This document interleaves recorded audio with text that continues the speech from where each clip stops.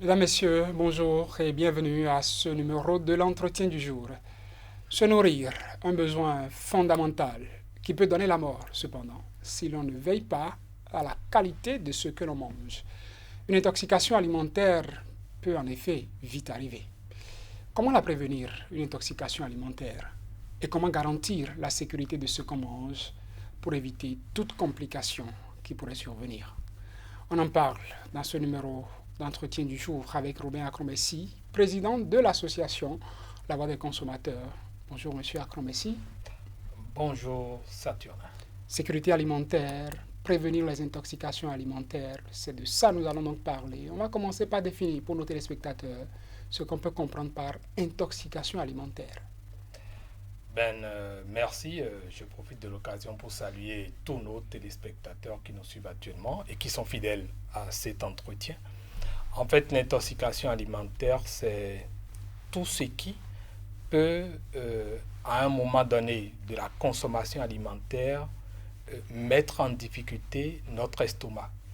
En fait, vous savez, lorsque vous consommez des aliments, ces aliments doivent être sains parce que le risque potentiel qu'ils soient contaminés par des bactéries, des micro-organismes et les plus dangereuses ou les plus dangereux parlant de micro-organismes, il y a le E. coli, il y a la salmonelle, il y a la listeria et bien d'autres encore qui, lorsqu'elles sont contenues dans les aliments, peuvent vous donner de la nausée, du vomissement, de la diarrhée et bien d'autres complexifications au niveau de la digestion, ce qui peut faire que ça peut aboutir même à des fièvres et ça peut parfois aboutir à la mort.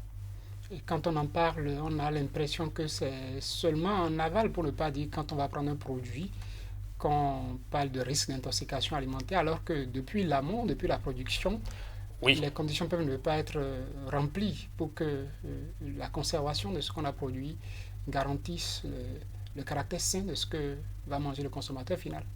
oui, ce que vous dites, c'est très pertinent dans la mesure où, lorsqu'on parle de sécurité sanitaire des aliments, en fait, c'est de la fourche jusqu'à la fourchette, c'est-à-dire depuis la production dans les fermes jusque dans nos plats. Et donc, dans un processus de production, vous savez, il y a divers ajouts ou retraits de substances chimiques qui sont faites à un produit agroalimentaire. Et dans le cas de ce que nous vivons actuellement, c'est que vous avez l'utilisation de beaucoup de pesticides qui sont fortement décommandés aujourd'hui. Vous avez l'utilisation des engrais qui peuvent avoir contenu des contaminants. Et ces contaminants, parmi ces contaminants, vous avez les additifs qui interviennent aussi dans le process de transformation des produits qui sortent de la ferme. Et donc, lorsque tout ça intervient et que vous ingurgitez, vous n'êtes plus en sécurité, vous prenez de gros risques parce que si vous ingurgitez par exemple des métaux lourds, eh bien, les conséquences, ça peut aboutir par exemple au cancer. Ça, c'est des maladies graves que vous pouvez développer par la suite.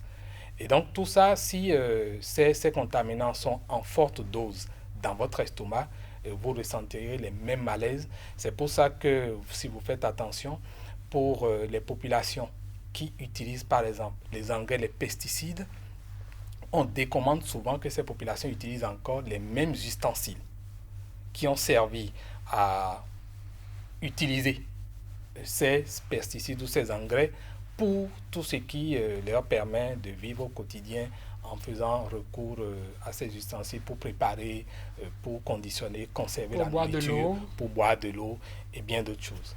Voilà. Et donc, parlant de responsabilité dans ce cas, où est-ce qu'on pourrait les situer, puisque c'est depuis la fourche jusqu'à la fourchette? Oui, parlant de responsabilité, si aujourd'hui la terminologie sécurité sanitaire des aliments a été consacrée, c'est parce qu'on a voulu responsabiliser les États. On a voulu responsabiliser les organisations de la société civile. On a voulu responsabiliser tous les organismes au monde qui se préoccupent des questions alimentaires, que ce soit la sécurité alimentaire ou la sécurité sanitaire des aliments. Et donc, l'État a une lourde responsabilité dans la mesure où c'est l'État qui a les institutions qui sont chargées du contrôle et de l'inspection. C'est l'État qui a le pouvoir régalien de faire l'inspection et le contrôle. Maintenant, il y a les producteurs eux-mêmes. Ces producteurs, il y a des normes qui sont définies dans le Codex Alimentarius qui conditionnent désormais comment est-ce que les aliments doivent être produits. Vous savez, quand on prend les transformateurs, par exemple, il y a la démarche HACCP qui définit les seuils de risque qu'il ne faut pas franchir dans le processus de production. Et donc, quand ces producteurs, ces transformateurs connaissent ces normes, ils sont censés les respecter. Ce n'est pas toujours le cas. On leur impose par exemple l'autocontrôle. Ce n'est pas toujours évident parce que, vous savez, l'homme a besoin d'être gendarmé. Tant qu'il n'y a pas un gendarme, eh bien, on respecte très peu. Maintenant, il y a les consommateurs eux-mêmes. Bon, on va parler peut-être des transporteurs aussi. Ceux qui, à un moment donné, sont les distributeurs de ces produits-là, qui doivent respecter aussi la démarche HACCP pour que les produits ne soient pas contaminés dans le processus de transport. Maintenant, il y a les consommateurs eux-mêmes qui, comme nous l'avions dit, doivent faire attention à chaque ustensile qu'ils utilisent, doivent faire attention à la source des produits, doivent faire attention lorsque vous avez des étiquettes sur des produits manufacturés, agroalimentaires manufacturés, doivent pouvoir lire pour s'assurer que il n'y a pas de substance ou d'additif chimique qui a été utilisé, qui soit déjà déclaré impropre à la consommation humaine. Et tout ça, il faut une grande synchronisation qui doit être coordonnée par l'État pour que chaque acteur du secteur ou chaque acteur de chaque chaîne de valeur puisse avoir le bon réflexe pour que les produits ne soient pas contaminés, parce que dès que c'est contaminé, le risque est là, vous vous retrouvez forcément face aux médecins. Vous avez parlé de ce qui est l'idéal, que chaque acteur joue son rôle. Ce n'est pas toujours le cas, surtout sous les tropiques, où c'est le consommateur qui va sur le marché, qui ne sait rien de la qualité de ce qu'il achète, de la sécurité de ce qu'il achète, mais qui en achète quand même, mais une fois à la maison, se plaint de douleur, se plaint d'intoxication, comme on a commencé par le dire. Est-ce qu'il y a des conseils particuliers à lui donner, le consommateur, pour qu'il essaie quand même de prévenir ces cas? Le premier conseil le plus important, c'est que chacun commence par avoir derrière sa case, ou puisqu'on n'est pas forcément au village, on est en ville, il y a la possibilité aujourd'hui d'avoir de tout petits lopins de terre où on puisse produire naturel. C'est-à-dire qu'on a produit peut-être des laitues, des végétaux, sans forcément y ajouter des substances chimiques prétextant de vouloir améliorer la qualité. La deuxième chose, c'est que lorsque vous allez sur un marché, il faut veiller à ce que le produit que vous prenez respecte un minimum de normes. Lorsque les produits ne sont pas protégés, eh bien, vous saurez que vous prenez d'énormes risques, parce que les Escherichia coli, par exemple, ça circule partout. La salmonelle, ça peut circuler partout. Et donc, si c'est contaminé, vous prenez des risques. Donc, évitez au maximum les produits qui ne sont pas conservés, surtout lorsqu'il s'agit de la viande et du poisson. Si vous prenez des produits qui sont manufacturés, il faut pouvoir lire les étiquettes, voir les ingrédients, c'est très important. Maintenant, les dates de fabrication, les dates de péremption, c'est des choses qu'il faut contrôler, parce que lorsqu'un produit est déjà avarié, eh bien, vous prenez le même risque aussi de contamination. Parce que lorsque c'est avarié, ça crée d'autres micro-organismes qui peuvent avoir les mêmes conséquences ou qui peuvent induire aussi des intoxications. Maintenant, lorsque nous-mêmes nous achetons les produits que nous venons à la maison, quels sont les bons réflexes?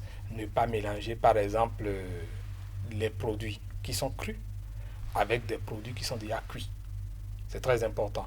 On vient et souvent, on a peut-être couru pour préparer quelques végétaux, la carotte, un peu d'autres produits, et puis on les met sur la table, la planche à couper. Et cette planche à couper a déjà peut-être servi à couper de la viande ou du poisson, et puis vous voyez le risque qu'on prend.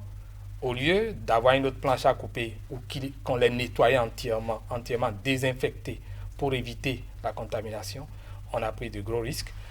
les aliments, c'est important aujourd'hui de savoir que en dessous de 5 degrés Celsius, les aliments, les micro-organismes se développent difficilement, très difficilement.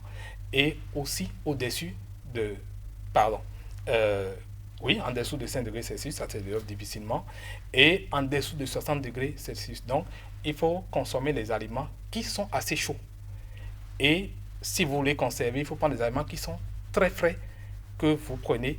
Mais quand vous prenez des aliments qui sont en dessous de 5 degrés, vous les avez sortis du frigo ou bien du congélateur, c'est important de pouvoir les mettre directement au feu au lieu d'attendre qu'ils soient contaminés avant de pouvoir les mettre à disposition pour consommation. Pour certains, c'est parfois le facteur prix qu'on poursuit, ça coûte moins cher et puis c'est bon, on poursuit, on s'y est de là-dessus, on achète et puis bingo. Oui, malheureusement, voilà ce qui se passe. Nous sommes en période de fin d'année. Il y a beaucoup de produits. On vous dira c'est moins cher, on vous dira c'est intéressant, mais on ne sait pas d'où est-ce que ça vient. C'est un facteur très important.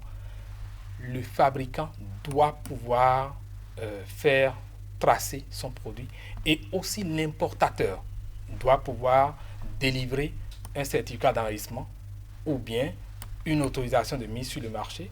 Quand il dit délivrer, ce n'est pas lui qui délivre, mais il doit pouvoir le présenter au consommateur. C'est l'État qui délivre ça à travers soit l'ABSSA, à travers l'ABSSA par exemple au Bénin, et dans d'autres pays, il y a des structures aussi qui s'occupent de la sécurité sanitaire des aliments. C'est ces structures qui délivrent ces autorisations-là. Mais le consommateur, n'importe comment, doit l'exiger. Et c'est une façon de s'assurer que le produit ne présente pas de l'innocuité et n'est pas menacé par une absence d'hygiène. C'est très important. Merci à vous, Robin Akrombessi. Je rappelle, vous êtes président de l'association La Voix des consommateurs. Avec vous, on parlait de sécurité alimentaire, notamment comment prévenir des intoxications alimentaires. Et c'est notre sujet qui nous a réunis. Merci d'avoir répondu à notre invitation. C'est moi. On se retrouve la semaine prochaine pour un autre numéro. Okay. Mesdames, Messieurs, c'est donc tout pour cet entretien du jour. Merci pour votre attention.